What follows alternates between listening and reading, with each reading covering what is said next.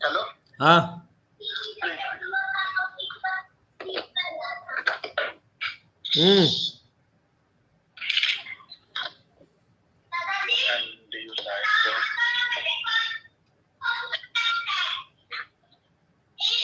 तेरा लाइव आ गया capacity building programme तेरी चल रही है भाई कॉल कर दे तू अपना और एक क्या नाम इसमें क्या सर्च करना ऊपर MDU लाइव सेलेक्ट कर एमआरसी चैनल आ जाएगा MDU लाइव आ गया तू अपना माइक ऑन करेगा ना अरे लिंक भेजे मैं तो है आयो आ गया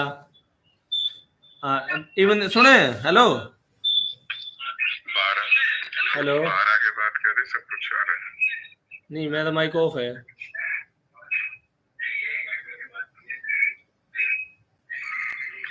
हेलो हाँ इस कमरे अच्छा सुना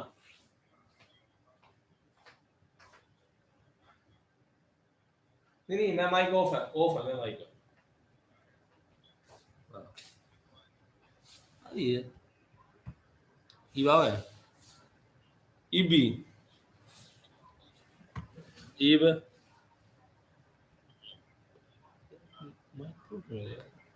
अच्छा तो लाइव स्ट्रीमिंग हो रहा है चल ठीक है सुनी बात है पहले ही सुन ली इसमें ईब इसका करना के बात चल रही लिंक ये वाली के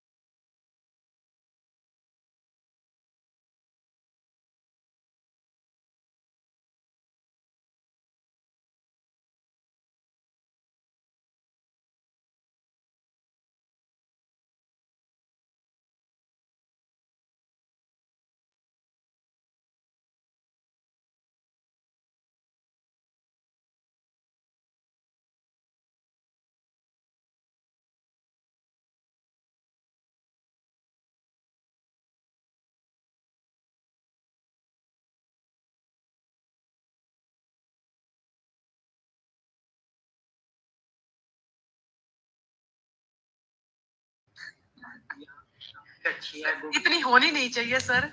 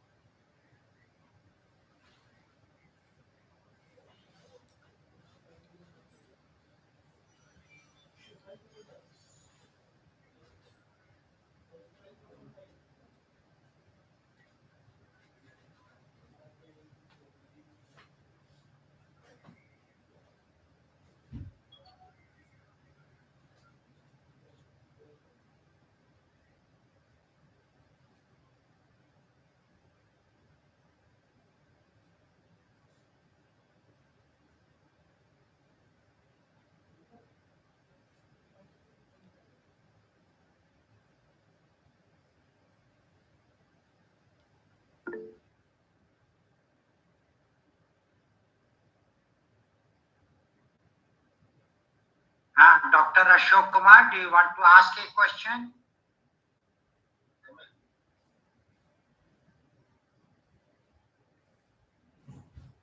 Dr. Ashok Kumar Kaushik.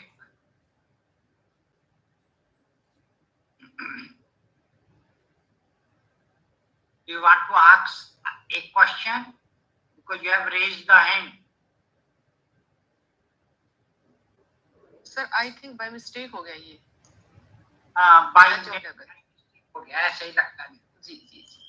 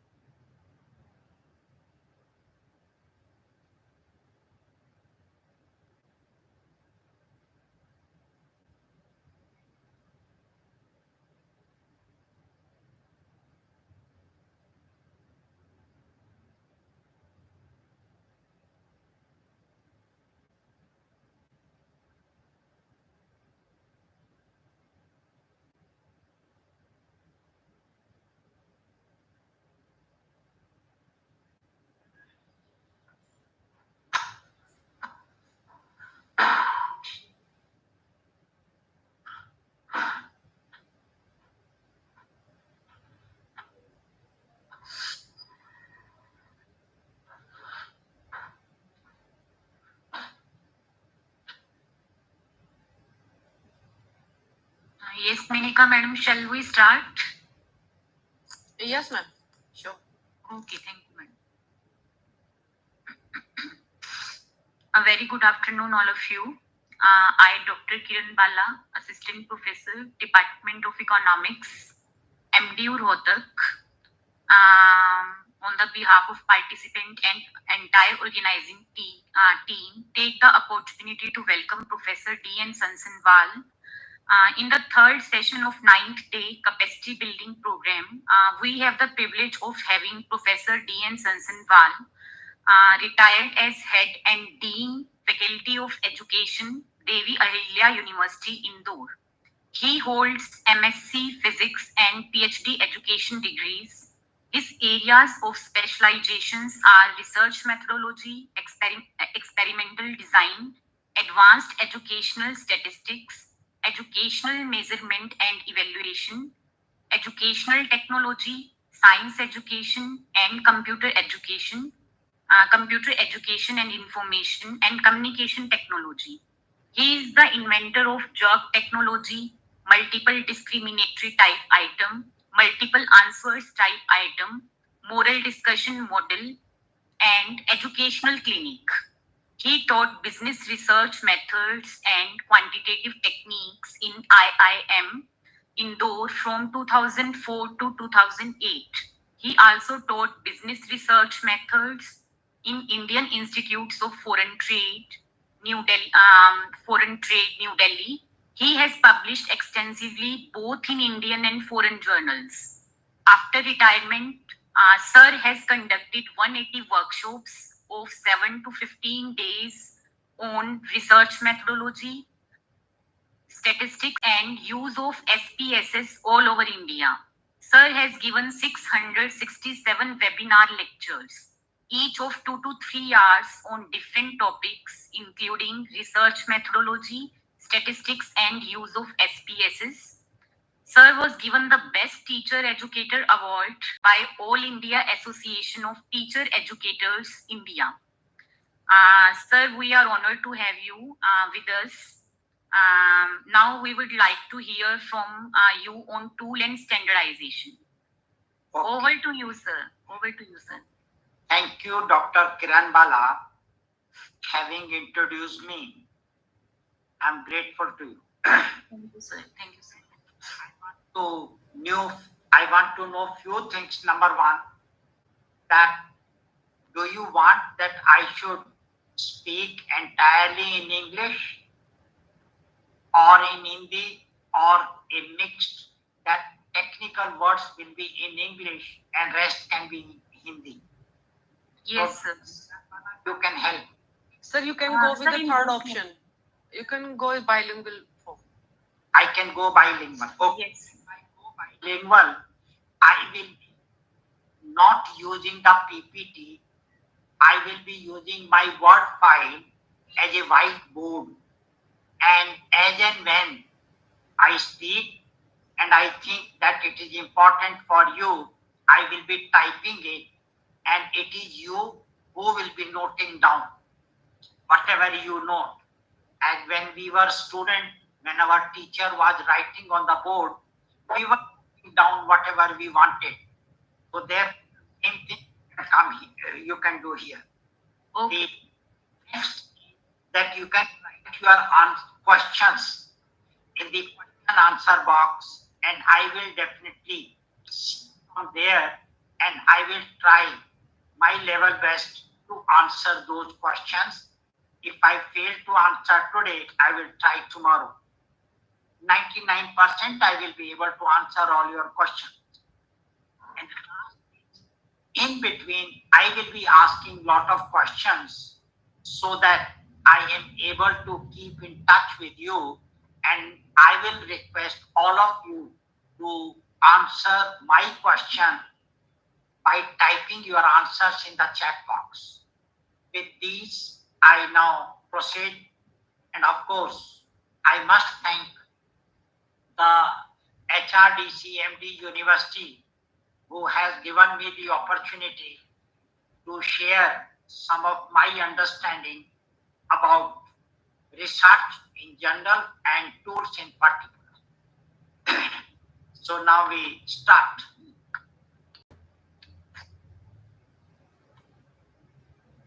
My dear friends, this is my name, D.N. Sansanwal, and this is my email address. If any one of you have the question, then you can send me the question on this email and I will try to reply. My dear friend, I am assuming that you know few things, that you know what is research. You know characteristics of research. You know the types of research.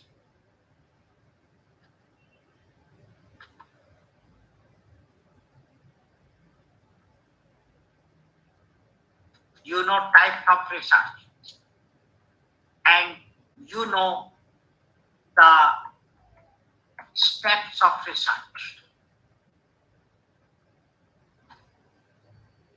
And in these steps of research, I'm sure you must be knowing that the steps of the researches are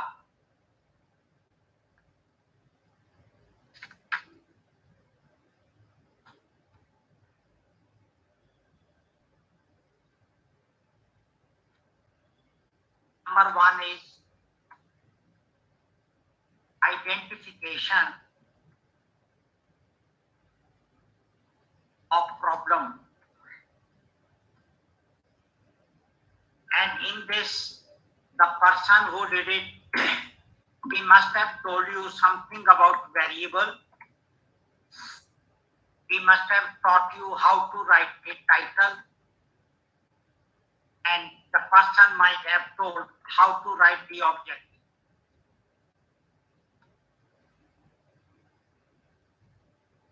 Then the second step, you must be knowing the formulation of hypothesis.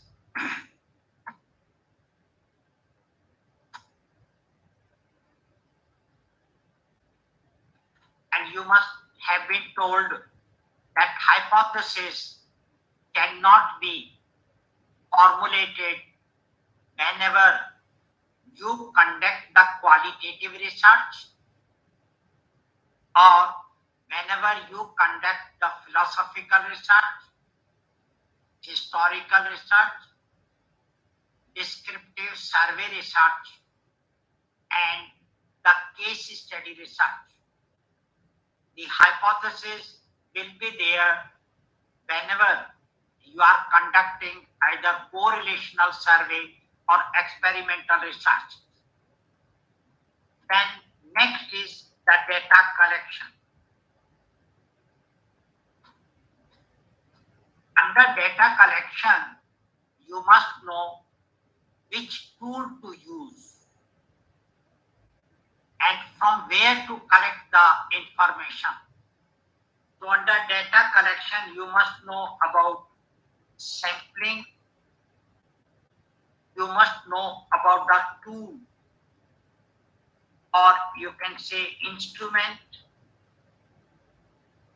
because in science, we use the word instrument, and in social science and humanities, we use the word tool. And then it is the methods of research.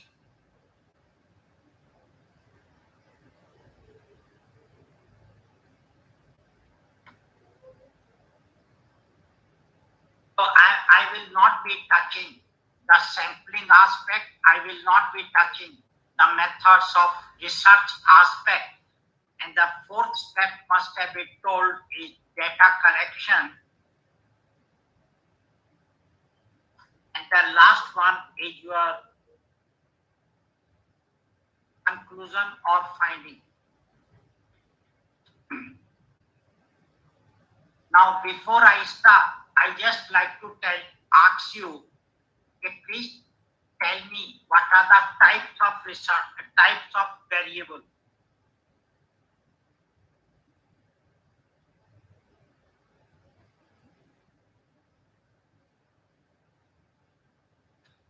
one of you can tell me, you can write your answer in the chat box. I will see. So what are the types of variable?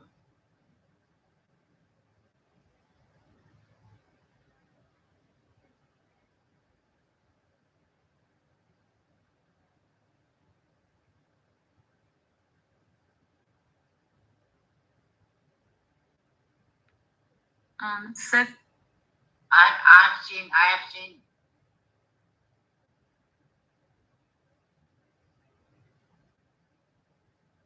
All those answers which I am getting, they are technically incorrect. sir, quantitative and qualitative variables. No, quantitative and qualitative are information. They are not the variable. Okay. Oh my God. If you don't know what are the variables, it's very difficult. The variables are of two types. Because if you do not know the variable, you will not be able to decide which tool you should use. The variables are of two types. One is called continuous variable. मैंने आपको चार variable की definition नहीं पूछी है because I hope you know but I don't know whether you know और not. एक सतत चर होता है, कॉन्टिन्यूअस वेरिएबल होता है, और एक असतत चर होता है जो डिसकंटिन्यूअस वेरिएबल होता है.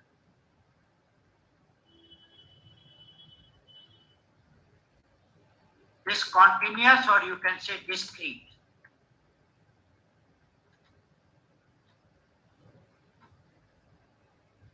तो आपके चर दो प्रकार के होते हैं हर विषय में, चाहे वो म्यूजिक हो, चाहे डांस हो, चाहे फाइन आर्ट्स हो, चाहे इंग्लिश हो, चाहे हिंदी हो, चाहे मैथमेटिक्स हो, चाहे फिजिक्स हो, चाहे केमिस्ट्री हो, चाहे मेडिकल साइंस हो, चाहे कंप्यूटर साइंस हो, चाहे इलेक्ट्रिकल इंजीनियरिंग हो, मैकेनिकल इंजीनियरिंग हो, एग्रीकल्चर हो, any subject for that matter, all variables can be classified under these two.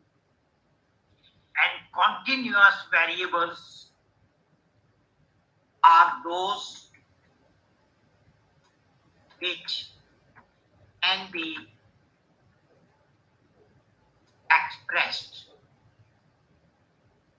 in whole number as well as fraction. जिनको हम होल नंबर और फ्रैक्शन में एक्सप्रेस करते हैं वो कॉन्टिन्यूअस है.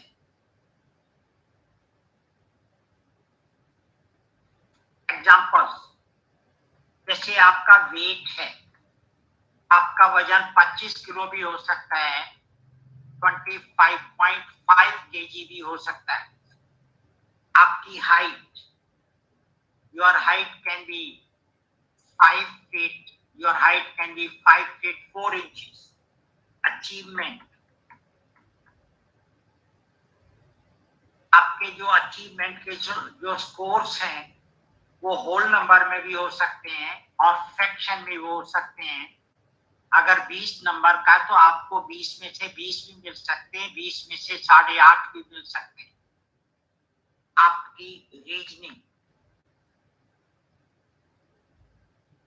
आपका स्ट्रेस, आपका बॉडी टेम्परेचर, आपका power of lens,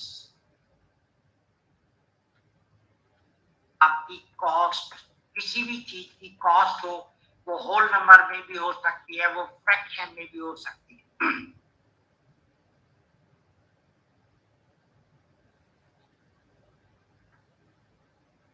Intensity of red color,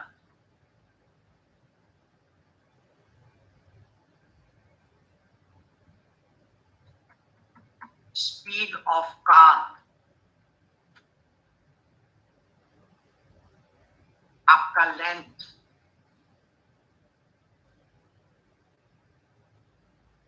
ऐसे ढेर सारे वेरिएबल्स हैं for which you will be having the data which will be in whole number as well as in fraction, and they will be called continuous variable.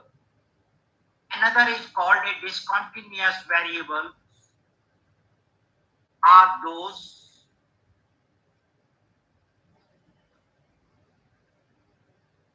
which can be expressed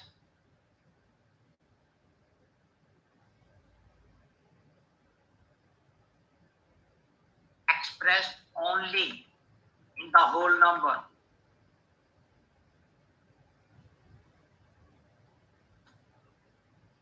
Example,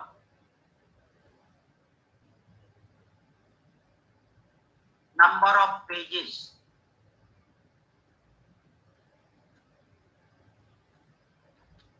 number of participants. You can never say 100.5. You will always say 100 or 101 or 99 or 2000, whatever it is, but you cannot say. Number of lines per page. So the number of lines will always be in the whole number, whether it is on one particular page, there are 8 lines or 10 lines, you can never say 8.5 or something like that. Color. When somebody asks you how many colors, you can say 5, 6, 7, but you can never say 5.5.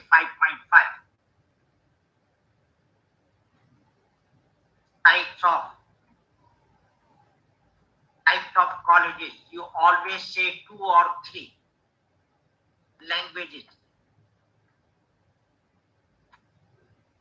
you always say there are 10 languages or 15 languages or 30 languages. You can never say 10.5 languages. Subjects,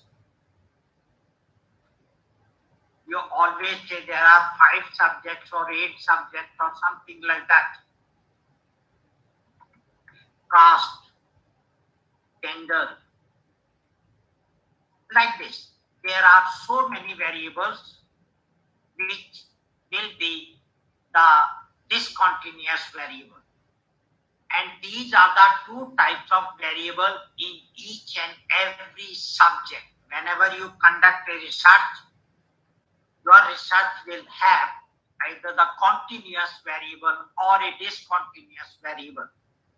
And this type of variable is important because when you have to decide how to analyze the data, जब भी आप data की analysis के बारे में सोचोगे तो वो पहले पूछेगा कि आपका वेरिएबल कॉन्टिन्यूअस है या डिस्क्रीट है, सतत है या असतत। अगर ये आप नहीं बताओगे तो फिर एनालिसिस नहीं होगी। लेकिन only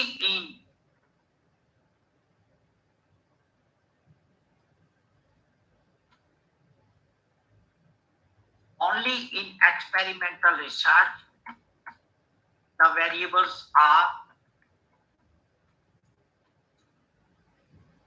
one is called independent variable,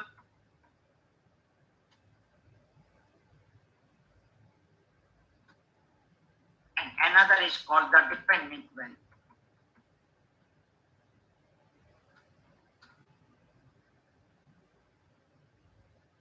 As the name indicates, the changes in one depends on the changes in another. Let me give one example. The quality of food and your health. The changes in the health will depend on the quality of food. So quality of food will be the independent variable and your health will be the dependent variable. क्योंकि आपकी health में परिवर्तन लाया जा सकता है कि quality of food को चेंज करके। इसलिए क्वालिटी ऑफ फूड को अगर आप चेंज करोगे आपकी हेल्थ में भी चेंज आ जाएगा। तो आपकी हेल्थ में जो चेंजेस है वो निर्भर करते हैं क्वालिटी ऑफ फूड पे। इसलिए आप देखिए, जब भी व्यक्ति बीमार होता है तो डॉक्टर उसको कहता है कि आप ये चीजें खाना, और कई बार वो कहता है कि आपको क्या खाना चाहिए, आप डाइटिशियन से पूछ लीजिए, वो डाइटिशियन आपकी डाइट डिसाइड करेगा कि आपको ये खाना चाहिए। बहुत इंपॉर्टेंट बात। आप देखिए कि मंथली इनकम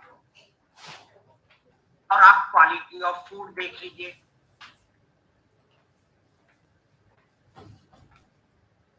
तो आपकी मंथली इनकम के हिसाब से आपकी क्वालिटी ऑफ फूड चेंज हो जाएगा।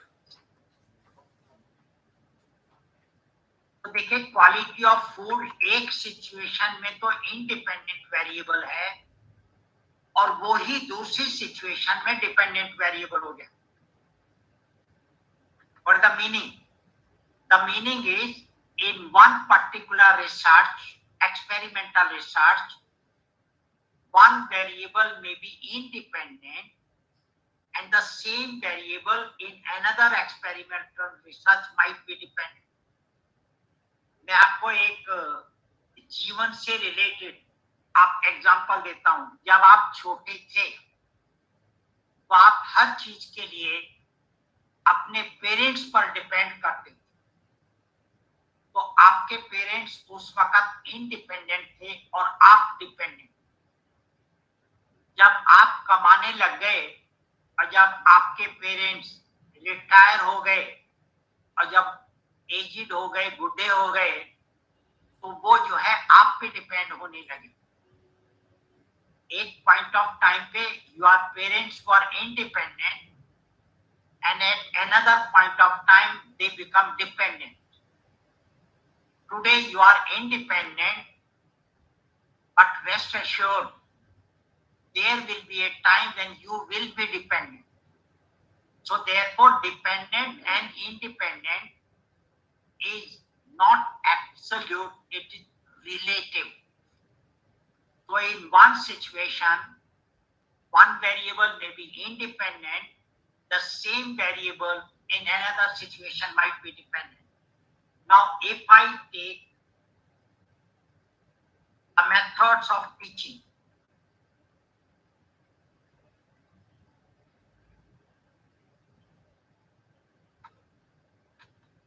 this method of teaching and your understanding,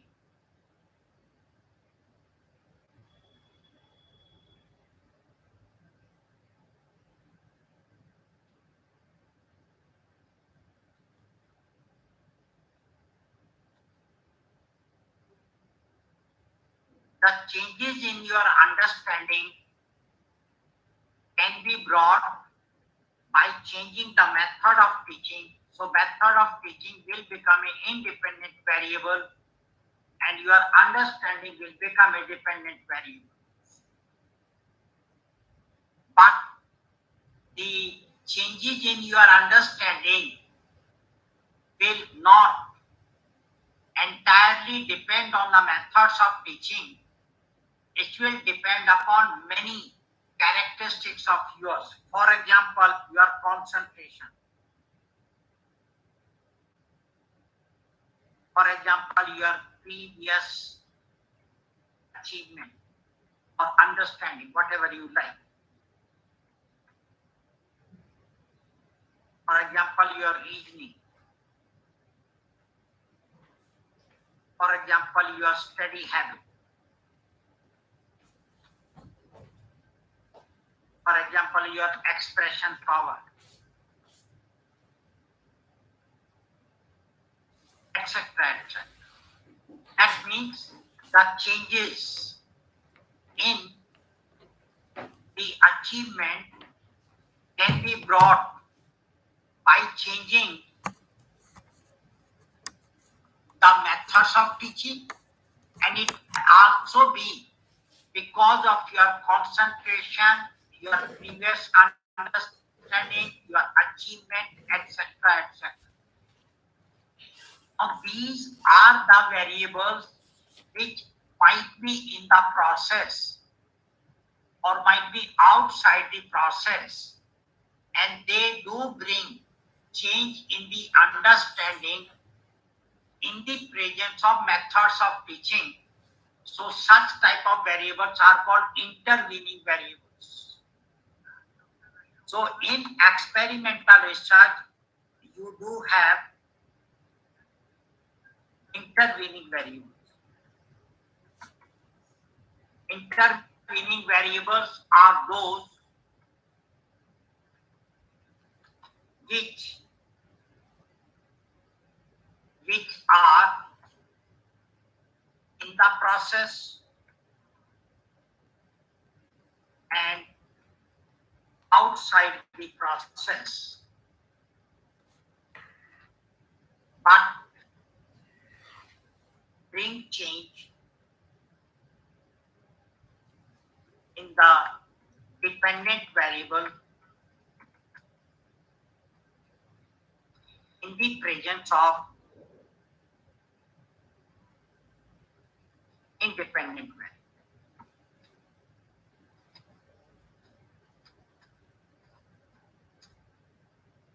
Now you must be knowing that whenever the person is not well and he goes to the doctor, doctor always tries to tell him that till you take this medicine, do not eat this and do not eat this and do not eat this and do not eat this.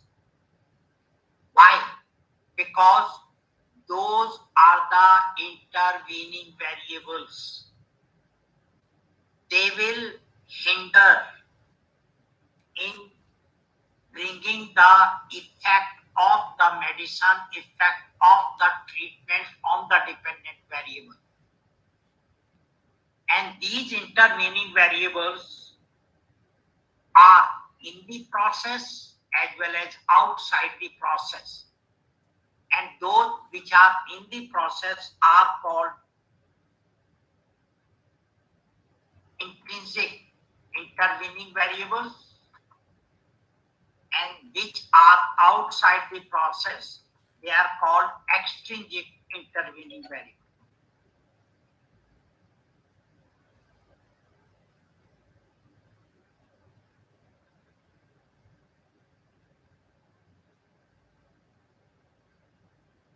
Extrinsic intervening variables. And extrinsic intervening variables are also called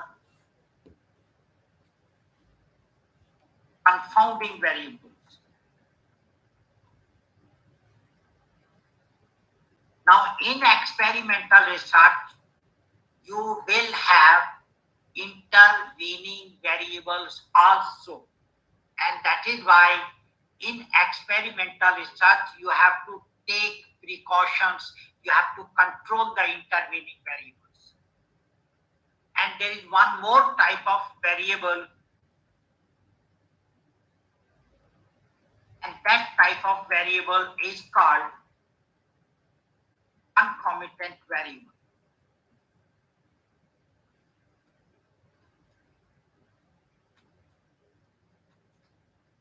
See, right now, I'm sure you are not understanding according to your height that those people whose height is more than the other person, it does not mean he or she is understanding more than the other person. But height is a variable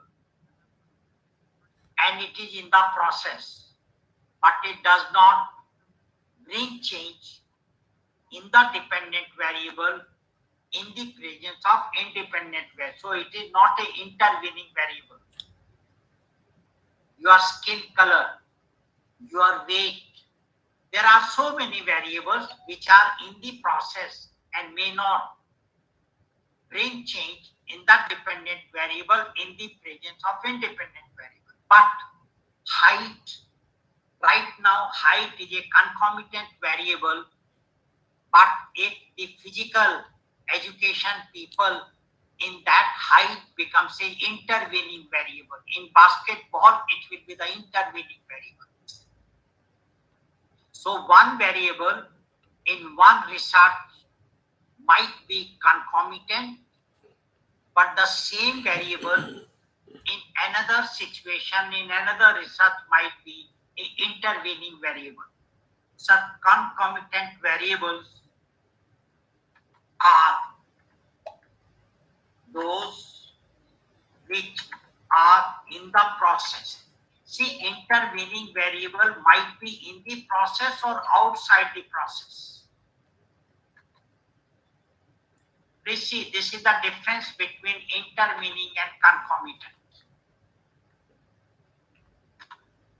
And concomitant variable are those which are in the process.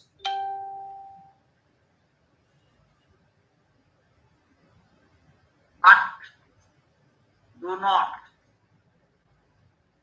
bring change in the dependent variable in the presence of independent variable.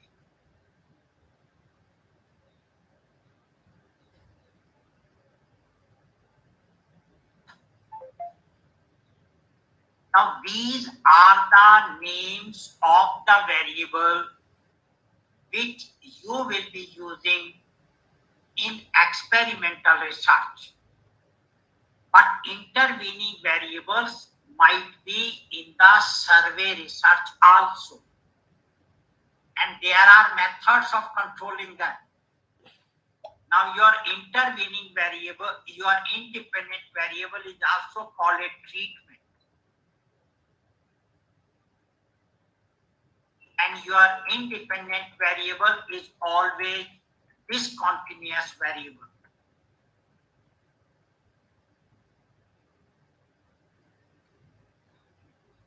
Discontinuous, or you can say discrete variable. And your dependent variable is always continuous variable.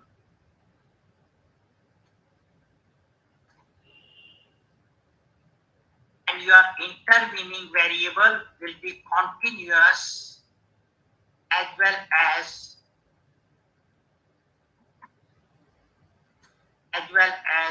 discontinuous variable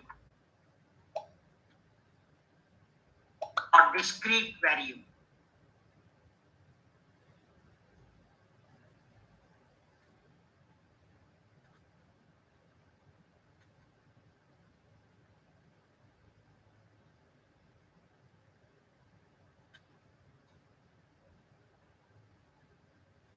And your confounding variable is also continuous as well as discrete. Concomitant variable is also continuous as well as discrete. This is the relationship between continuous variable and discontinuous variable on one hand, and independent variable, dependent variable, intervening variable, and concomitant variable on another hand. This is a very important information which you should understand. Now I go to the topic that is, I will relate it now. Now I have to talk about the tools or instruments. Dear friends, whatever will be the characteristics of the tool, the same will become the characteristics of the variable which you are assessing or which you are measuring. I repeat, if you have a chair and the chair is dirty, and if you sit on that, now the chair characteristics will become the characteristic of your clothes. So since chair is dirty, your clothes will also become dirty. I'll take another example. If there is a plate which is dirty, and if you put vegetable in that particular plate, then your vegetable will also become dirty. So the characteristic of the plate has been transferred to the vegetable. exactly in the same way, the characteristics of the tool will be transferred to the data. So whatever the data you are collecting, the characteristics of the data will be exactly on the characteristics of your tool. So the first important is, let us try to understand what are the characteristics.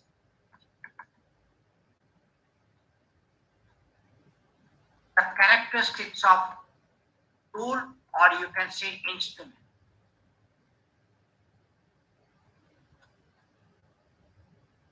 So you can write your answers in the chat box. I will see it.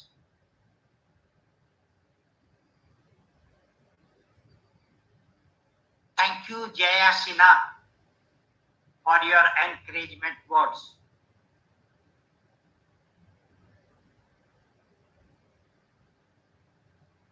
Now, types of data, Santosh, types of data and types of variable, they are two very different things.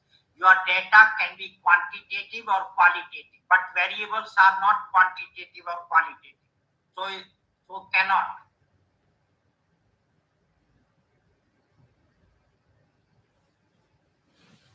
So I am just asking you, what are the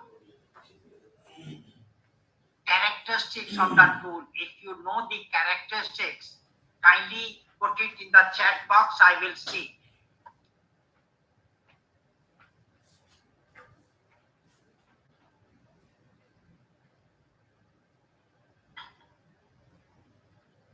It's better to write all together. Malik, your one is correct. Rachna, your one is correct. Because both of you have written 1-1. Malik, your second one is correct.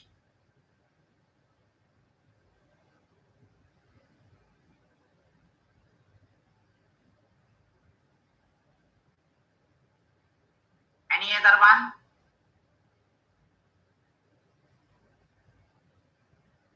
No, Professor Dan, that's not the one.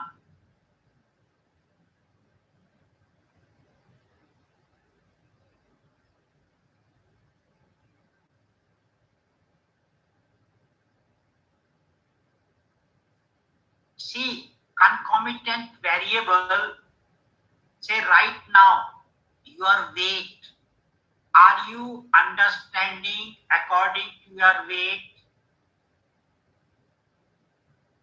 Komal, are you understanding according to your weight? No. But weight is a variable and it is in the process. And it does not bring change in the dependent variable. That is your understanding. But it is a variable and it is in the process. See, when you are doing titration, does it depend upon the color of your clothes? The end point of the titration? The answer is no. But every student will not wear the same color clothes. So color of the cloth is the concomitant variable because it is in the process. So this is how, Komal, you should understand. That is what is. So in, see the lab, the diameter, the complete area of your lab might be very different from my lab. It has nothing to do with the end point, the pH value of the one. But these are variables. So these are called concomitant variables. Okay, let me tell you the characteristics. The characteristics is, one very important characteristic is, see, whenever I name the tool, if I say thermometer, then immediately you get an idea that it will help in measuring the temperature of the body. जैसे मैं thermometer का नाम लेता हूं, immediately आपके मन में आता है कि इससे केवल बॉडी का टेम्परेचर ही मापा जा सकता है, या किसी भी लिक्विड का या किसी भी चीज का टेम्परेचर ही मापा जा सकता है, आप किसी का वेट नहीं ले सकते। अगर मैं बैलेंस मशीन कहता हूं तो बैलेंस उससे आप केवल वेट ले सकते हैं, किसी की हाइट नहीं ले सकते। अगर मैं मेजरिंग टेप कहता हूं तो मेजरिंग टेप से आप किसी भी चीज की लेंथ ले सकते हैं, विड्थ ले सकते हैं, डायमीटर ले सकते हैं, बट किसी का वेट नहीं ले सकते, हाइट ले सकते हैं। यस, तो जो भी टूल होता है वो टूल किसी ना किसी वेरिएबल को असेस करने के लिए या मेजर करने के लिए होता है, और अगर उस टूल से वो ही वेरिएबल ट्रूली मेजर किया जाए या ट्रूली असेस किया जाए तो उसको वैलिडिटी कहते हैं।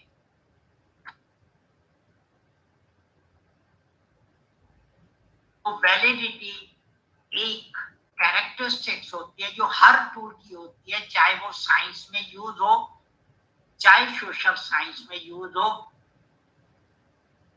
तो validity refers to truthfulness,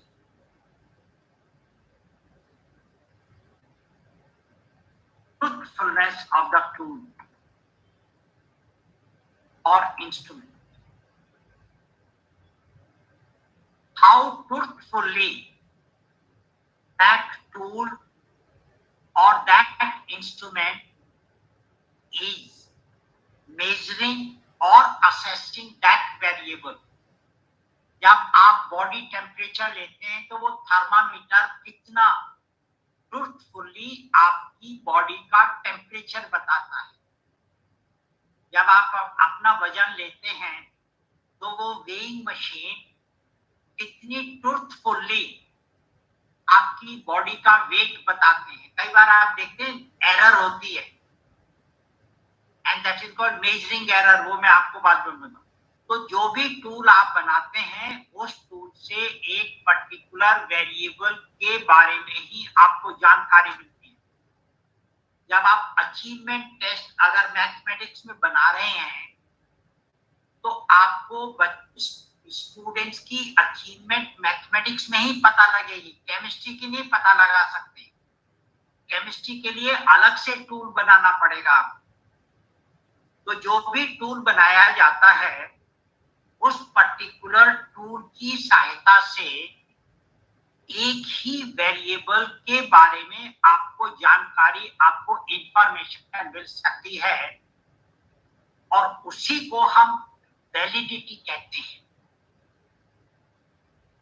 Hindi में इसको वैधता कहते हैं। दूसरा है, इसको हम रिलायबिलिटी होती है।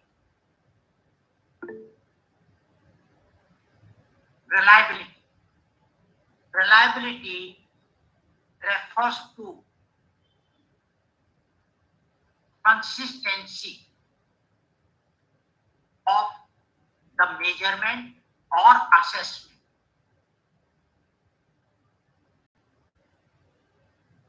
Consistency of the observation. वो ऑब्जर्वेशन आपकी चाहे कुछ भी हो। अब देखिए, आपकी घड़ी जो है,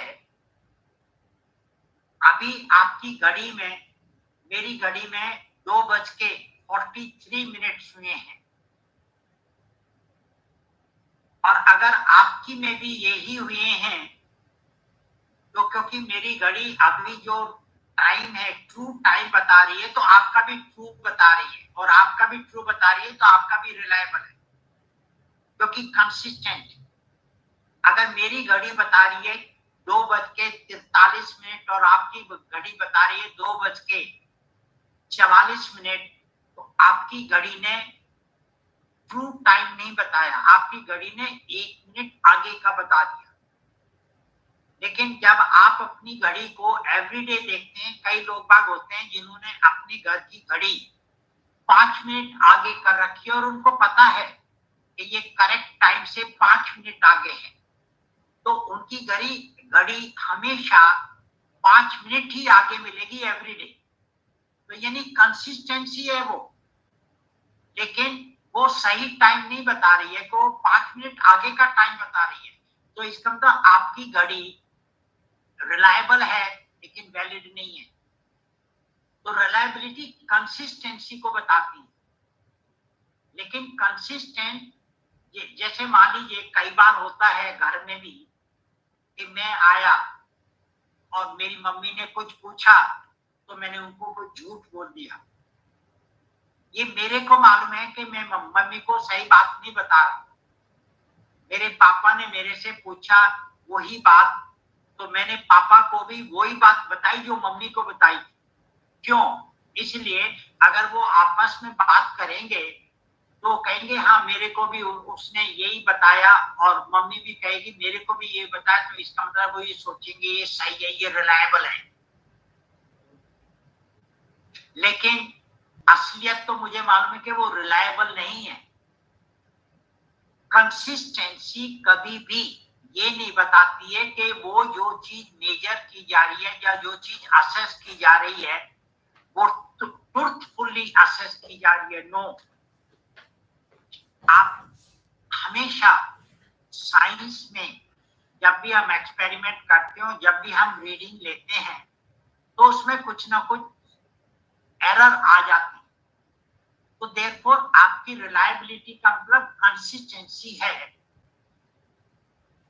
अगर आपका टूल वैलिड है तो वो रिलायबल होगा, लेकिन अगर आपका टूल रिलायबल है तो वो वैलिड हो भी सकता है और वो वैलिड नहीं भी हो सकता। तो इसका मतलब ये हुआ दैट वैलिडिटी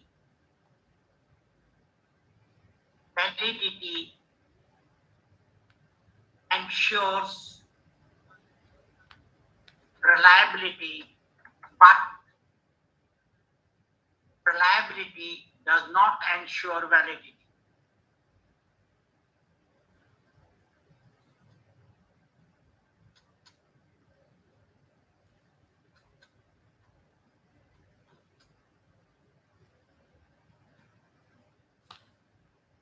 मतलब ये हो, अगर आपका टूल वैलिड है तो वो रिलायबल होगा ही,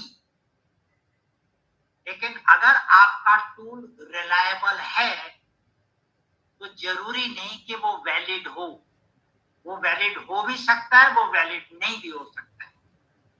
जैसे मैंने एग्जांपल आपको दी, आपने देखा है कि कई बार आप किसी के यहाँ मिलने जाते हैं और आप पूछते हैं कि क्या वो आ गए हैं क्या, तो कई बार घर वाले आपसे पूछते हैं कि क्या टाइम हुआ होगा, आप कहते हैं 5 बज गए हैं।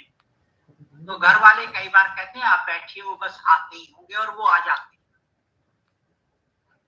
कई बार आप किसी से मिलने गए हैं और आपने पूछा क्या वो घर पे हैं, तो घर वालों ने कहा कि नहीं अभी तो नहीं। आपने पूछा कब आएंगे, बोला वो शायद अभी आ सकते हैं और हो सकता 3 घंटे बाद भी आए। ये आपका एक्सपीरियंस होगा। जब उसने कहा बस आप बैठिए आते ही होंगे, ये रिलायबल है। ये कि भाई आ भी सकते हैं नहीं भी आ सकते हैं, यानी कोई खास एकदम से वो नहीं है, ये रिलायबल नहीं है। तो कई होते हैं जो आपके वैलिड होंगे तो वो रिलायबल भी होंगे, लेकिन जो टूल आपके रिलायबल हैं वो जरूरी नहीं कि वो वैलिड हो, वो हो भी सकते हैं और नहीं भी हो सकते। तो ये दो बहुत इंपॉर्टेंट कैरेक्टरिस्टिक्स हैं टूल की, और यही कैरेक्टरिस्टिक्स आपके डेटा की बन जाएंगी। नाउ यहाँ पे मैं एक बात आपको बता रहा हूं, तो आप जरा ध्यान से सुनिएगा कि जो टूल वैलिड है वो रिलायबल भी होगा, लेकिन जो टूल रिलायबल है वो वैलिड हो भी सकता है और वो वैलिड नहीं भी हो सकता। अब मैं जो क्वेश्चन पूछ रहा हूं वो ये है, क्योंकि वैलिडिटी ensures reliability, तो हम टूल की रिलायबिलिटी क्यों निकालते हैं? हम तो टूल की वैलिडिटी निकाल लें, और क्योंकि टूल वैलिड है, इसका मतलब है कि the tool will also be reliable because validity ensures reliability. ये जरा सोचिएगा कि व्हाई डू वी हैव और establish the reliability of the tool along with the validity of it. Why? Try to find out the answer, और अगर आपको answer पता लग जाए और आप चैट बॉक्स में लिखना चाहें तो आप चैट बॉक्स में लिख सकते हैं।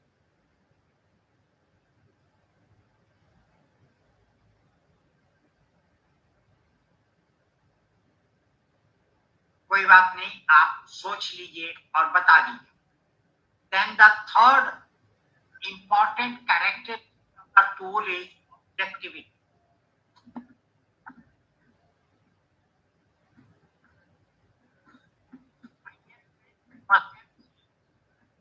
All the tools which are used in different competitive examinations, they all are multiple choice type, of which are called objective type,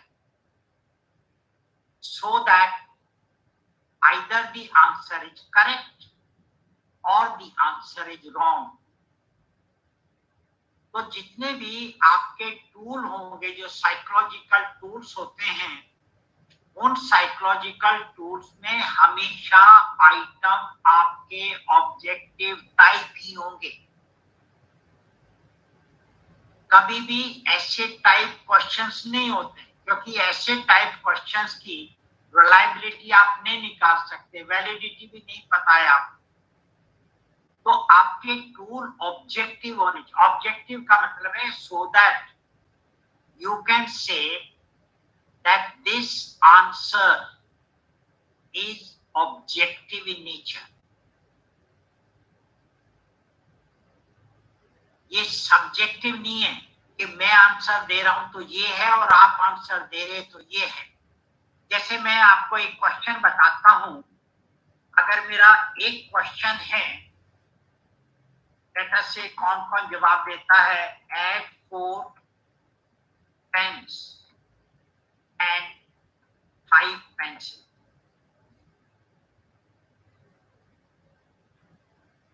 और एक मैं लेता हूं रिसर्च मेथोडोलॉजी इज डिफिकल्ट, और मैं यहां कहता हूं एग्री, अनडिसाइडेड और डिसएग्री। आप में से कोई अगर पहले क्वेश्चन का आंसर बताना चाहे तो बता दे, और कोई सेकंड का बताना चाहे तो बता दे।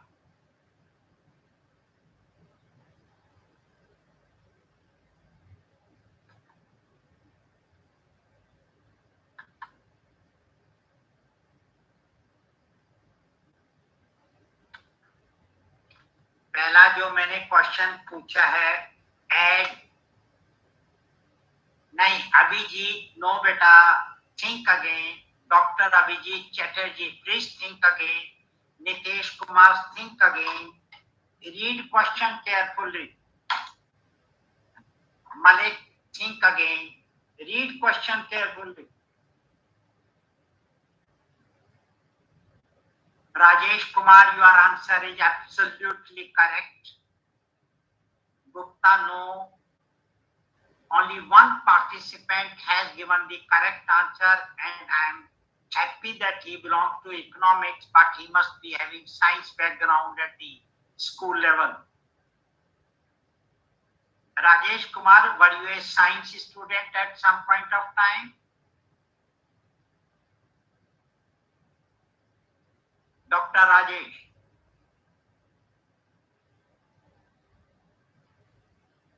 Yes. Rachna Daya, your answer is correct. Chatterjee, correct. Yes, up to class 10th. All right. That's fine. So my dear friend, that this the number one question answer, I can say either it is correct or wrong. But for the second one, can any one of you tell me for the second research methodology difficult? Do you agree or undecided or disagree?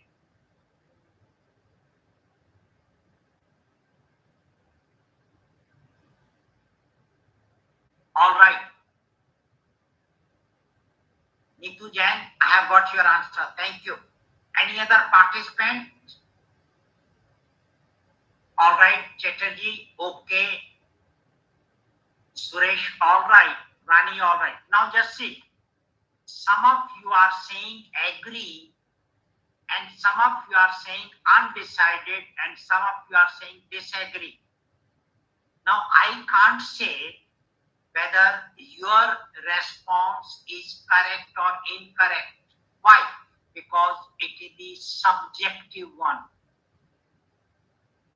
In case of number one, I could say that your answer is correct or your answer is incorrect because it is objective one. Because there is only one correct answer. So therefore, in the tools, the large number of the items will be only objective type. My dear friends, the exam which you have passed and I have passed, the board exam, the university exam, the tools which were used, जो test exam में use हुए थे, उन test की ना तो reliability पता है और ना वैलिडिटी पता है। और जब टूल की रिलायबिलिटी और वैलिडिटी नहीं मालूम है, तो जितने भी नंबर मेरे को मिले एग्जाम में, उन नंबर की कोई रिलायबिलिटी नहीं, कोई वैलिडिटी नहीं। ये विडंबना है। हमारे यहाँ क्या काफी जगह जो आईएएस ऑफिसर्स बनते हैं, जो यूपीएससी का एग्जाम होता है, और वो जो क्वेश्चन पेपर होते हैं वो सारे अनस्टैंडर्डाइज्ड क्वेश्चन पेपर्स होते हैं, और उनका आईएएस में एक पहला पेपर होता है जो ऑब्जेक्टिव टाइप होता है, बाकी सब subjective type. So that is the objectivity is another characteristic which is very important. अब ये चौथी जो कैरेक्टरिस्टिक्स बता रहा हूं, ये केवल साइंस में ही यूज होगी, and that is called accuracy.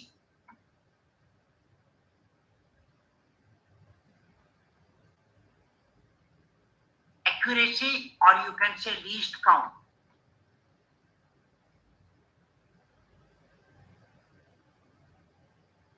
The smallest measurement, or you can also say sensitivity.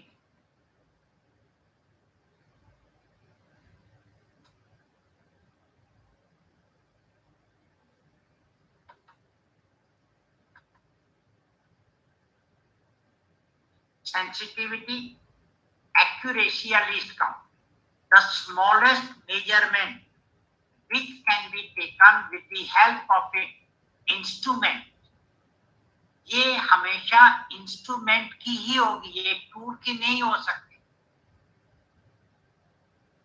क्योंकि आप कभी भी जो टूल के अंदर जो भी आइटम होगा, अगर मान लीजिए मैंने रीजनिंग लिया और मैंने एक टेस्ट बनाया रीजनिंग का, और मेरी रीजनिंग में थोड़ी सी चेंज आ गई, तो वो टूल मेरी उस स्मॉल चेंज को नहीं पकड़ पाता, वो असेस कर पाता है।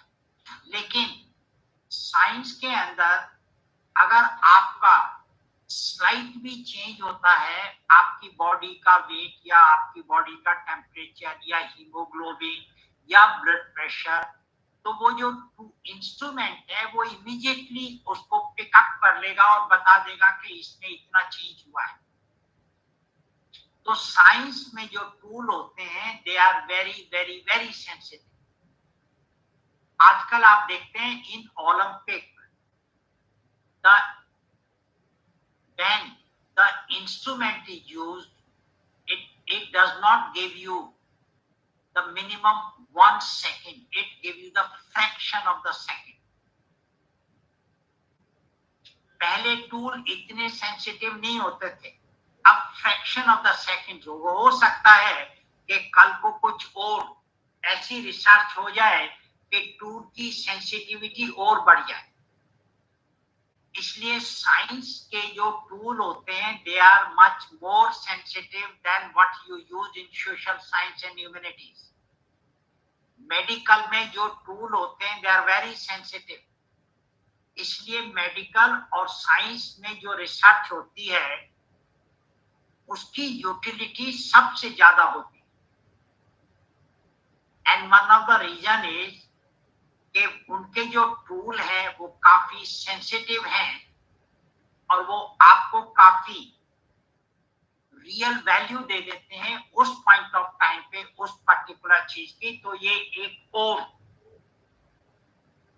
तो sensitive means the smallest measurement which can be done with the help of that instrument, और ये टूल की नहीं होती।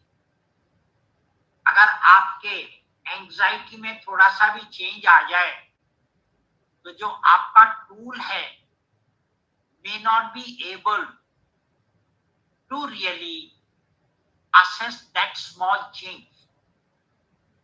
आपकी अचीवमेंट में अगर थोड़ा से भी बदलाव आ जाए तो आप जो अचीवमेंट टेस्ट एडमिनिस्टर करते हैं उसमें पता नहीं चलता है। तो ये सेंसिटिविटी या एक्यूरेसी या लीस्ट काउंट जिसे हम कह सकते हैं, ये केवल इंस्ट्रूमेंट का ही होता है, टूल का नहीं होता। नेक्स्ट होता है यूजेबिलिटी। जब भी आप whenever you purchase your mobile, along with mobile there will be a small booklet, and we normally do not read that booklet, but that booklet gives lot of information about the features of the mobile that you are using. And if we read that, so probably we will be able to use our mobile more carefully and properly. Like this, with the when you purchase a car, along with car there will be again a booklet. The different features of the car are given in that particular booklet. When you bring the fridge, along with the fridge again there is a small booklet, and in that it is there that what should be the temperature that you should fix, and when should you clean your fridge and how many times and with the help of what and things of that variety. So these are called the user's manual. Similarly, in science also, whenever you get any instrument, along with the instrument there will be booklet which spells out lot of features of that particular instrument, and technically we call it a user's manual. And the user's manual will help the person in knowing how that particular instrument or that particular tool can be used. So these are the characteristics of the tool, or these are the characteristics of the instrument, and you must know them, because whatever will be the characteristics of the tool or instrument, the same will become the characteristics of my data. Now we proceed further. Now, do you know the difference between measurement and assessment?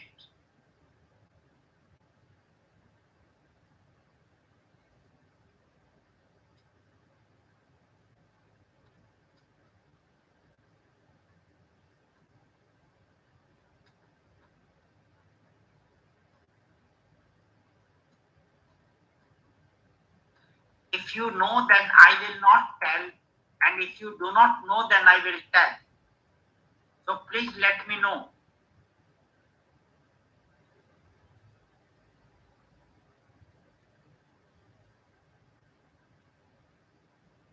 Formal assessment is also objective.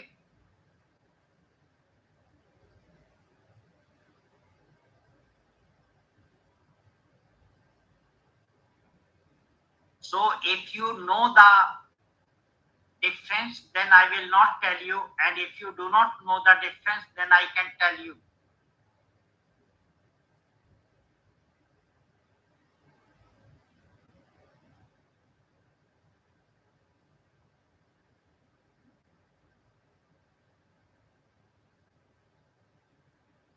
So please type it in the chat box. Do you want that? Should I tell you the difference, or I should not tell you the difference?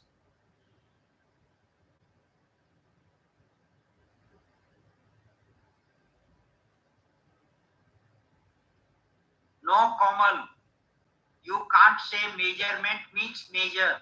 No, that's not wrong. That's not correct. Wrong. Let me tell you the difference.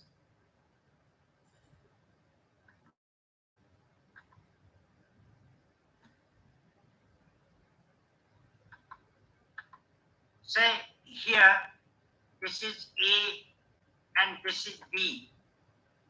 These are the two columns. I will give you the examples in A as well as in B. And let us see whether you can find out the difference yourself or not. Here I say weight. Weight of anything, weight of the body, weight of the car, weight of the chair, weight of anything, no problem at all. And here I say social problem.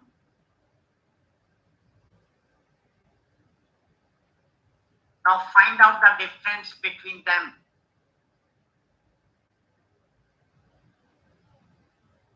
And then tell me which one is variable and which one is measurement and why, and which one is assessment and why, if you can.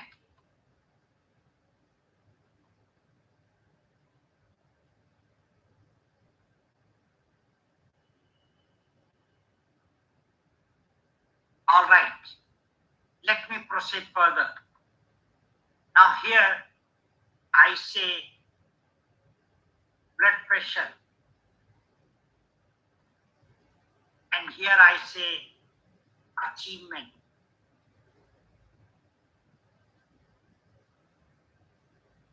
Now you find out the difference and tell me.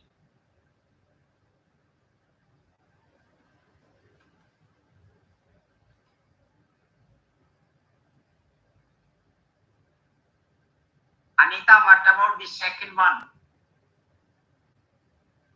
No, Malik, assessment is also quantitative, achievement is quantitative.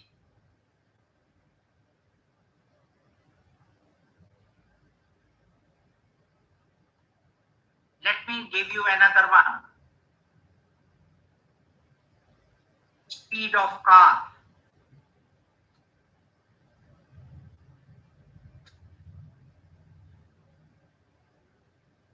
Reasoning.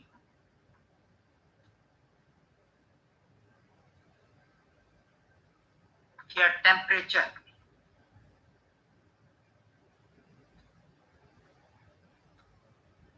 Here vocabulary.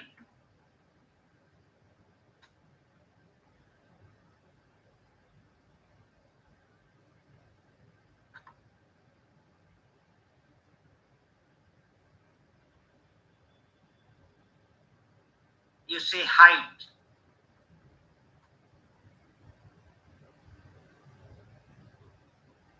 Here you say adjustment.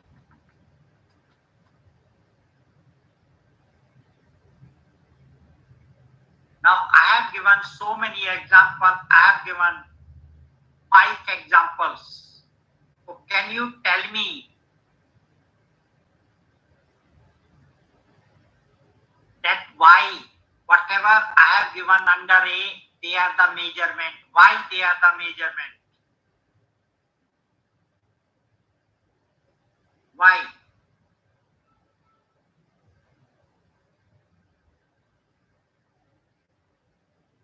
No, you in measurement also you collect the data. No, it's not like that, my dear friend. Komal, no.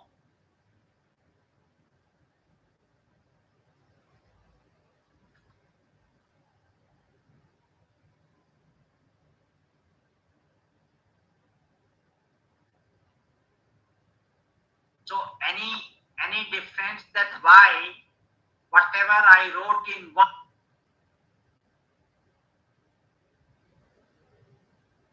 Abhijit, or the other one also there is a unit, so many problems, this much score, the 85 percentage or 25 marks. So there will be score, no problem at all.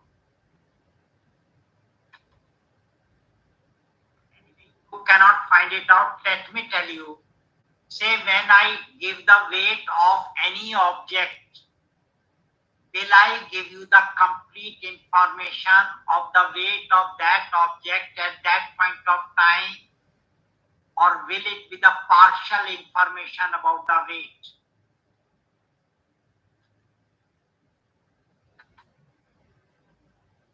Will it be partial information or complete correct? Thakurji, correct.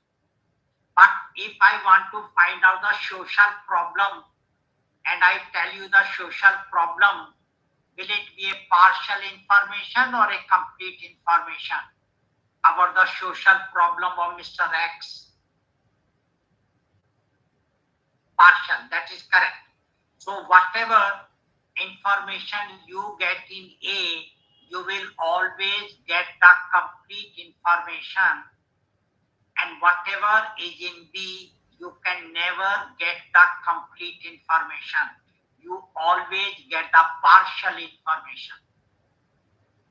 And that is why when you get the complete information, this is called measurement.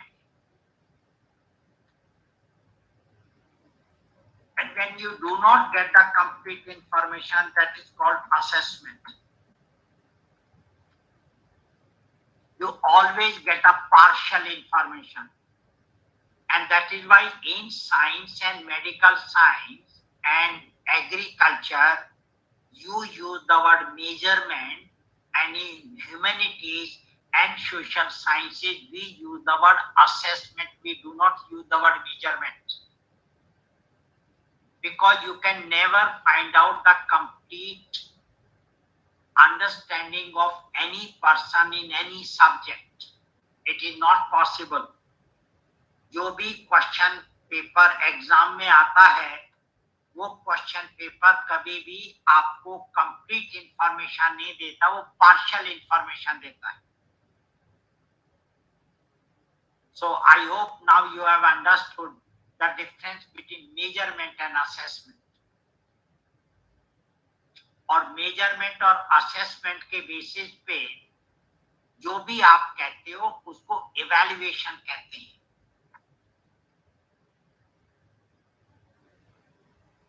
Evaluation is equal to measurement or assessment plus value judgment.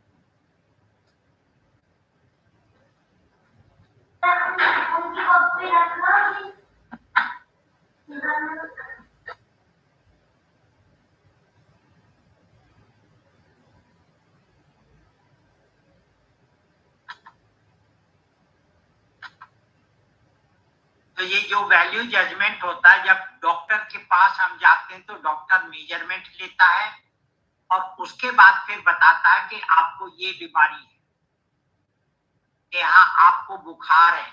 जब उसने कहा आपको बुखार है तो ये value judgement हो गया. वो किसके बेसिस पे? टेम्परेचर, बॉडी टेम्परेचर का मेजर किया और उसके बेसिस पे उसने बताया कि आपको बुखार है. तो ये इवैल्यूएशन.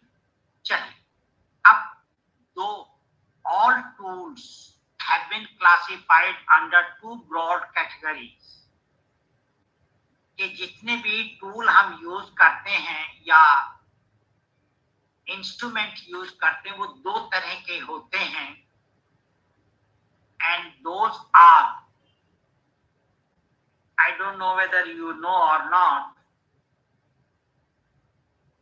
मैं यहाँ बेस लूंगा और मैं यहाँ बताऊंगा कि वो दो तरह के होते हैं, एक स्टैंडर्डाइज होता है और दूसरा होता है अनस्टैंडर्डाइज।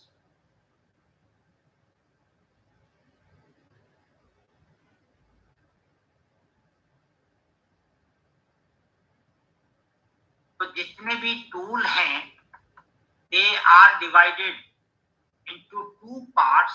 One is the standardized tool and another is a unstandardized tool. तो देखिए मैं आपको इसका आधार बताता हूं। पहला है कि प्रोसीजर ऑफ डेवलपमेंट।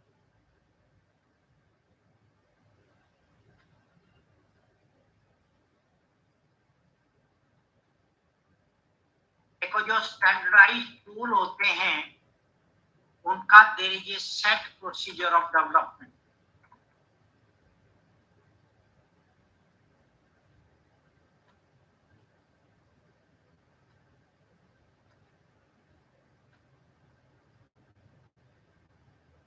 और जो अनस्टैंडर्डाइज टूल होते हैं उनका कोई भी प्रोसीजर नहीं होता स्टैंडर्डाइज करने का। There is no set procedure of development. देखिए जब आप थर्मामीटर बनाते हैं तो आपको पता है कि अपर फिक्स पॉइंट कैसे लगाते हैं, लोअर फिक्स पॉइंट कैसे करते हैं, बाद में कैसे करते हैं। There is a set procedure. और साइंस में हम जब भी कोई एक्सपेरिमेंट करते हैं तो हम स्टैंडर्डाइज करते हैं उस प्रोसीजर को, और हर प्रोसीजर को स्टैंडर्डाइज करने का अपना एक प्रोसीजर होता है। दूसरा है कि वैलिडिटी। जो स्टैंडर्डाइज टूल होते हैं उसमें validity is known. Validity can be established.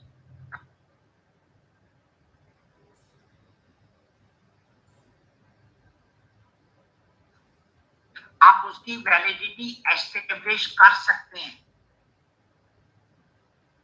लेकिन अनस्टैंडर्डाइज टूल में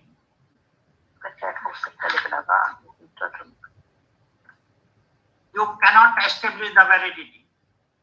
आप निकाल ही नहीं सकते। फिर रिलायबिलिटी। स्टैंडर्डाइज के अंदर जी नहीं, ये आज म्यूचुअल में तो वेबिनार की होती है जो बेचारे बूढ़े को बनाना है। Dr. Sheena, please mute yourself.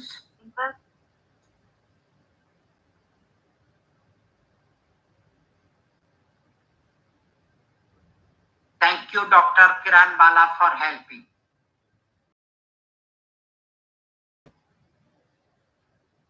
तो reliability be established.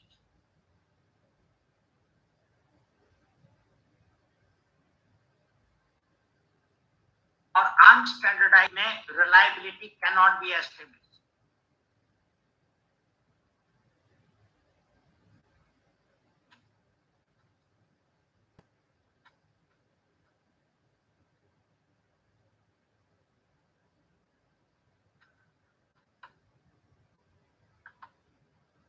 और एक है norms. Standardized में norms can be developed.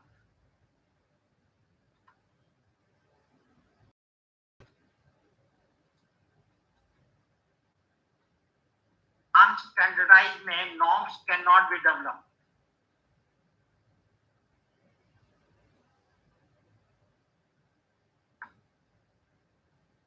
These are the major differences between standardized tool and unstandardized tool. अब मैं आपको एग्जांपल देता हूं।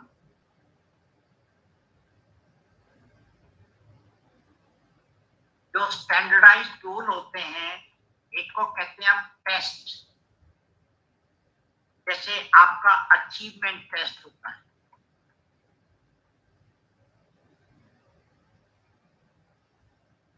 आपका रीजनिंग टेस्ट होता है, आपका इंटेलिजेंस टेस्ट होता है, आपका रीडिंग कॉम्प्रिहेंशन टेस्ट होता है।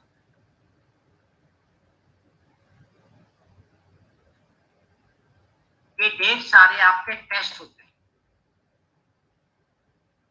तो एक जो टूल आप स्टैंडर्डाइज कर सकते हैं वो टेस्ट है,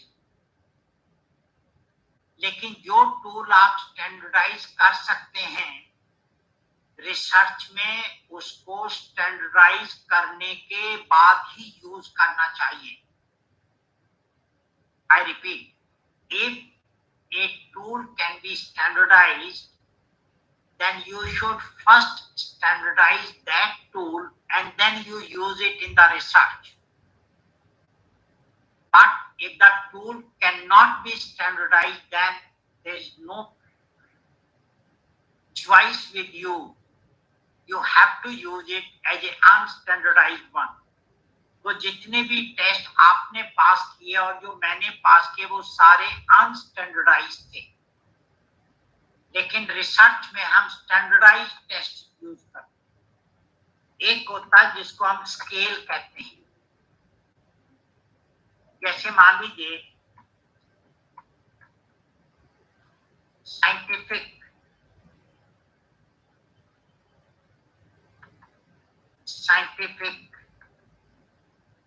एटीट्यूड स्केल, जैसे reaction towards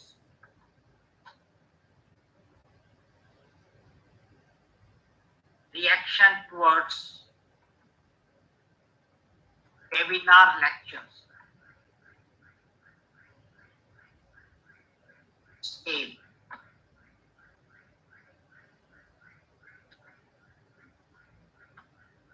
reaction towards webinar lectures scale। इस तरह से आप स्केल बना सकते हैं और scales can be standardized as well as unstandardized. जो टूल स्टैंडर्डाइज हो सकते हैं वो अनस्टैंडर्डाइज भी यूज किए जाते हैं, लेकिन करना नहीं चाहिए। और कई किताबों में जो स्केल है वो क्वेश्चन ईयर के अंदर दिया हुआ जो टेक्निकली इनकरेक्ट है। मैं बताऊंगा क्यों है। तो जब आप टेस्ट कहते हैं तो टेस्ट एक टेक्निकल टर्म है, ये जनरल वर्ड नहीं है। जब आप स्केल कहते हैं तो ये टेक्निकल टर्म है, it's not a general word.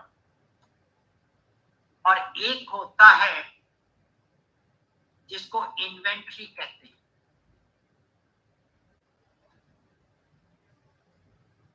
जैसे इंटरेस्ट इन्वेंट्री।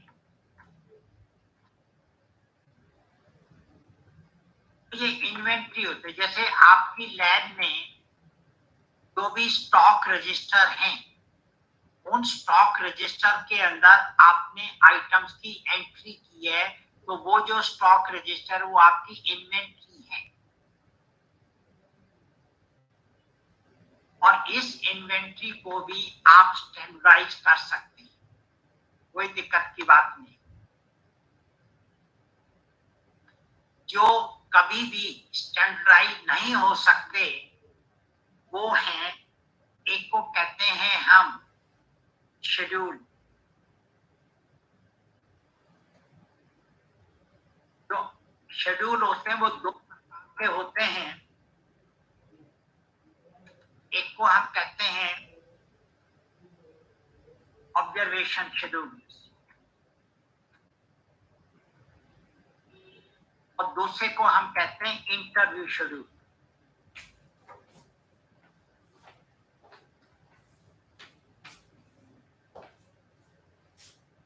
जो इंटरव्यू शेड्यूल होते हैं वो दो प्रकार के होते हैं। One is structured interview schedule,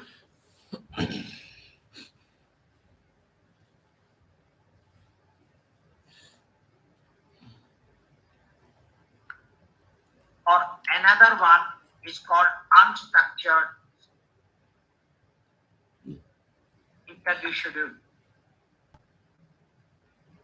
तो एक आपका यहाँ पे ये शेड्यूल हुआ जो कि ऑब्जर्वेशन और इंटरव्यू शेड्यूल है, और दूसरा आपका हुआ क्वेश्चनियर।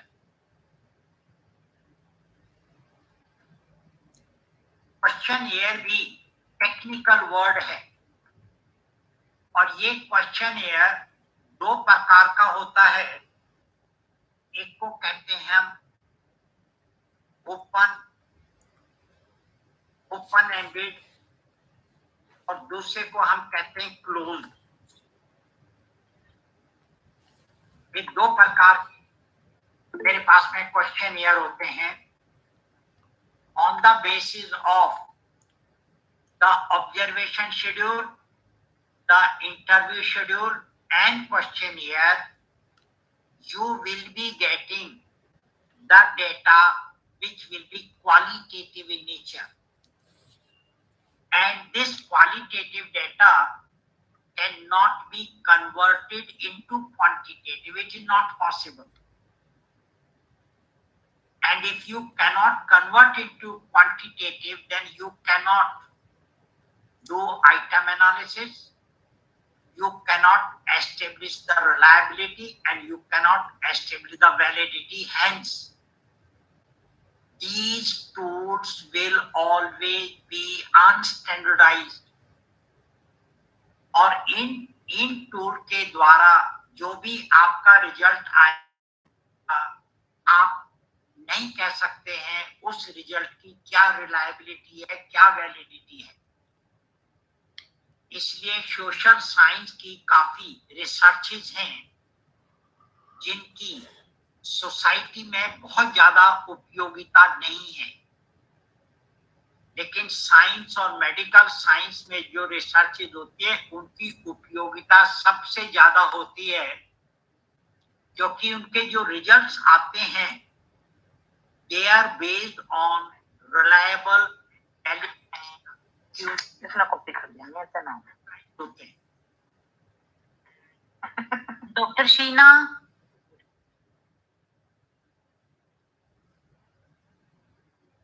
तो ये बात आपको पता होनी चाहिए। और इन टूल कभी भी आप किसी भी क्वेश्चनियर को स्टैंडर्डाइज नहीं कर सकते। मैं फिर दोबारा बता रहा हूं, किसी भी ऑब्जर्वेशन शेड्यूल और इंटरव्यू शेड्यूल को आप स्टैंडर्डाइज नहीं कर सकते। It is impossible. तो ये मैंने आपको टाइप्स ऑफ द टूल बता दिए और उनमें अंतर बता दिया कि स्टैंडर्डाइज टूल कौन कौन से होते हैं और अनस्टैंडर्डाइज कौन कौन से होते हैं। जो अनस्टैंडर्डाइज होते हैं उनको आप हमेशा एज ए अनस्टैंडर्डाइज ही यूज करोगे। Those tools which cannot be standardized, you have to use them as unstandardized. But those tools which can be standardized, you must standardize them and then use it in your research. Those people who use the tool which can be standardized, but they do not standardize it, they use it. So it is an unstandardized tool that is not advisable, because the quality of your research will depend upon the quality of the tool that you are trying to use. So I hope you have understood the difference between the standardized tool and unstandardized tool. Any question, any participant like to ask, please put it in the chat box. I will try to answer.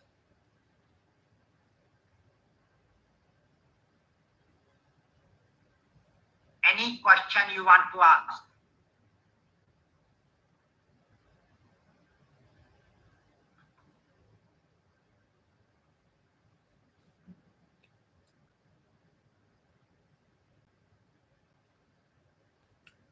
Any question, any participant like to ask? Okay. Now once I have done this, then now I tell you that how to develop the tool. So therefore, next is I'm now telling you the steps of development.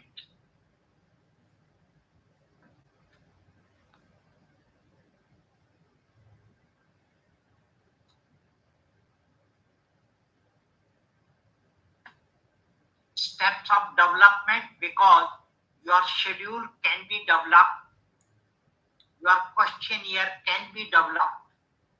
So there will be some steps for the development, and there will be some steps for standardization. So I say steps of development and standardization.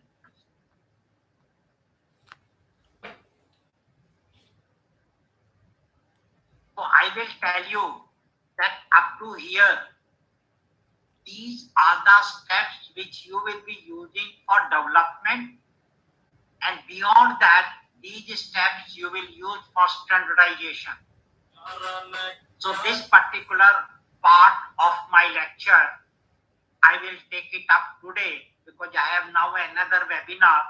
So any question, any participant like to ask, please put it in the chat box. I will try to answer.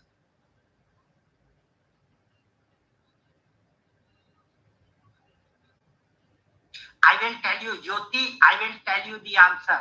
If there is a already standardized tool, and then you have to see whether it was on the same population which you have used, the similar population, and whether it was developed long back or recently.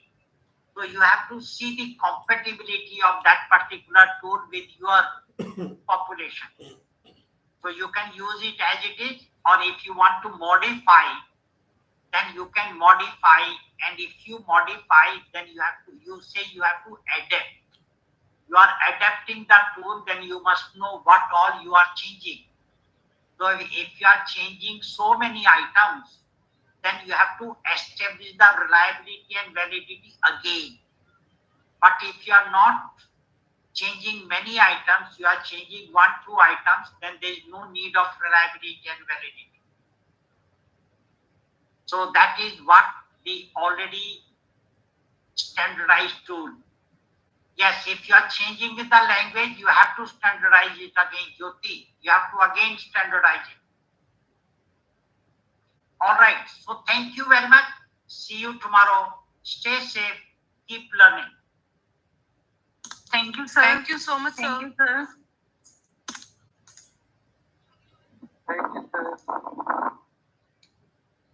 Participant attendance link आपका डाल दिया है. मैं 10 minute में meeting को and करूंगी. Till then आप अपने अटेंडेंस फिल कर दीजिए.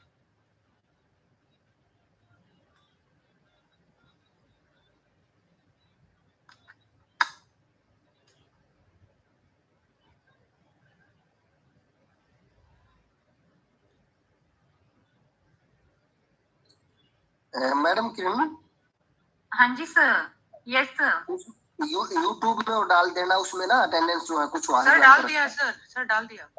Thank you madam.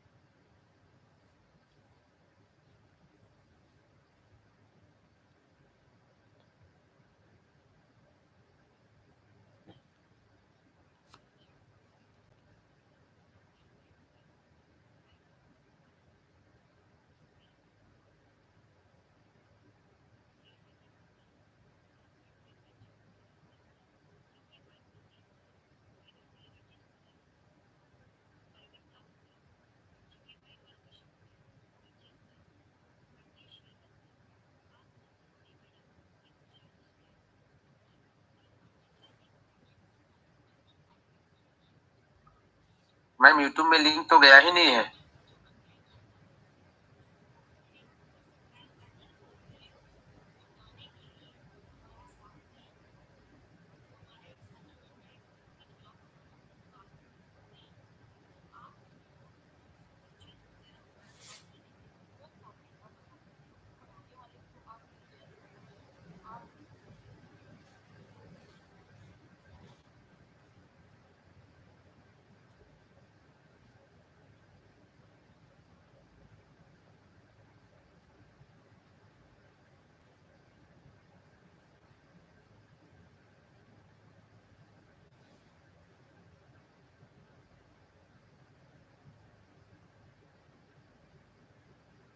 सर मैंने कई बार स्क्रीन शॉट लेके शेयर कर चुकी हूँ, वो लिंक विजिबल है यूट्यूब पे, मुझे दिख रहा है, आप लोगों को क्यों नहीं दिख रहा है वो?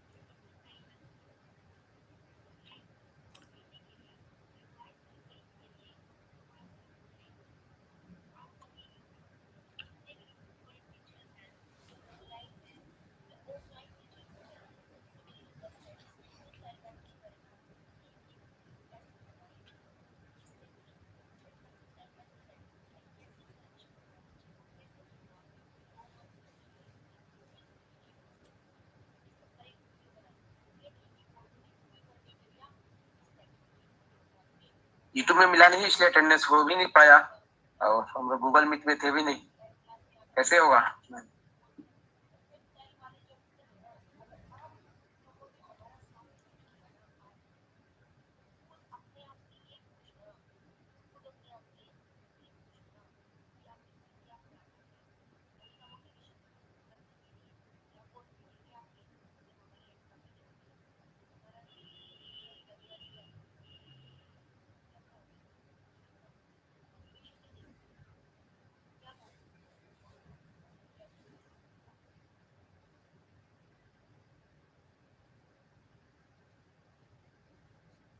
मैम गूगल मीट में ही अटेंडेंस फिर से भेज दिया जाए,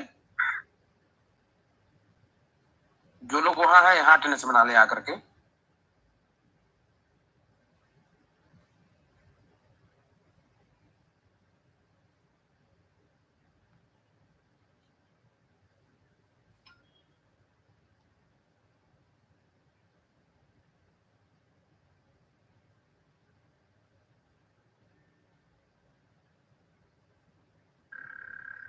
hello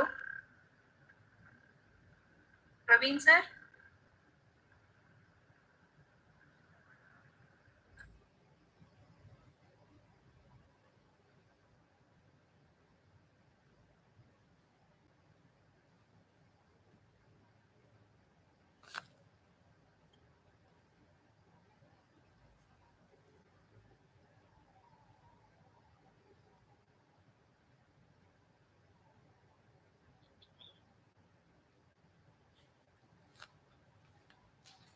hello hello, live end कर रहा है, रिकॉर्डिंग हो गया, एंड हो गया सीधा।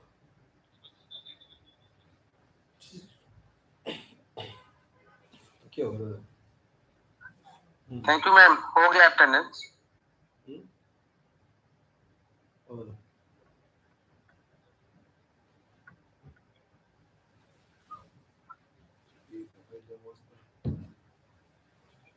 पहले मौत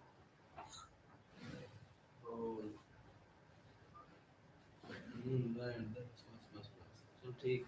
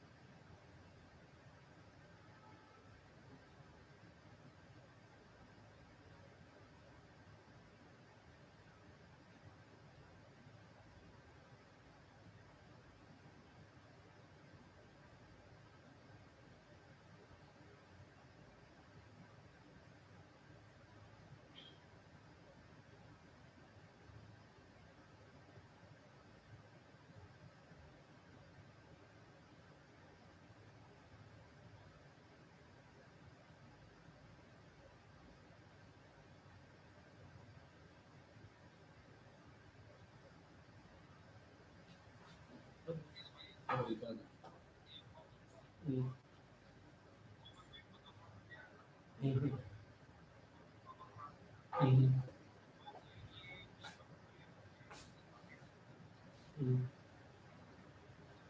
हम्म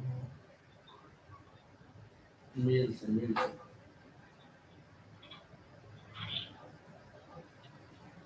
बच्चों में लेडी है आपके पास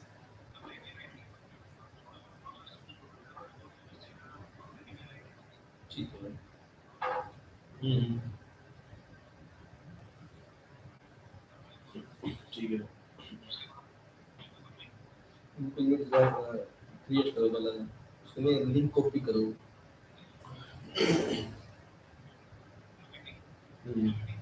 हाँ लिंक इसको नहीं चेक नहीं कर देगा मुझे नहीं पता हाँ हाँ हाँ वो लेफ्ट हाँ उसमें कॉपी करके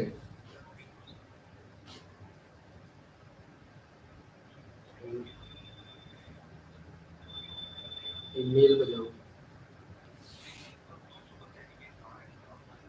तो वो कब ना एक्सेल में है आपके पास पहले लिंक कॉपी करके मेल के बॉक्स में डालो जो नीचे लिखेंगे जब पे लिखते हैं ना और बस सारी मेल पर क्लिक करो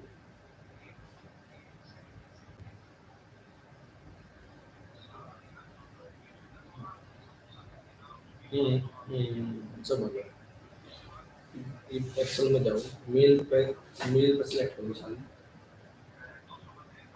हाँ कॉपी करके ऐसी रिक्वेस्ट मारो टू में हाँ बस हाँ हाँ हाँ डेली का बढ़ाएगा लगभग हम्म, हाँ हाँ हाँ ज्वाइन अगर बच्चे डायरेक्ट मेड के थ्रू ज्वाइन करेंगे तो ज्वाइन हो जाएंगे अगर कोई कोड के थ्रू ज्वाइन करेगा तो आस्क टू ज्वाइन यानी हर बार आपको क्लिक करना पड़ेगा ज्वाइन पे हाँ बस हाँ रिकॉर्डिंग में ऑप्शन है रिकॉर्डिंग का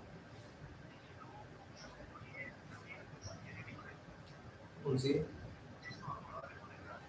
ना सबकी की दोगे नहीं रिकॉर्डिंग सबको की दोगे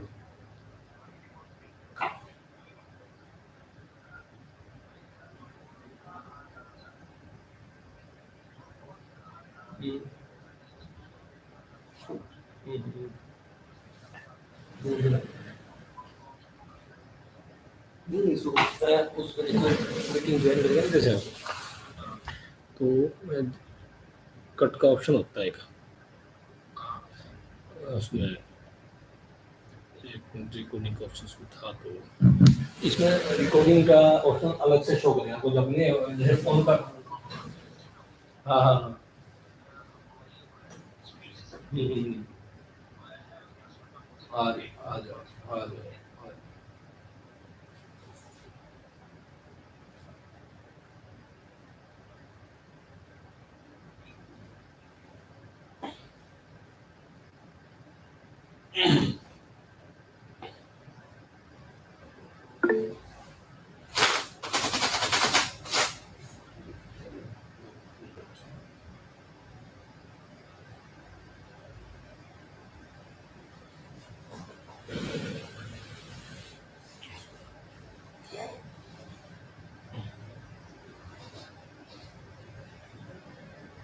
हेलो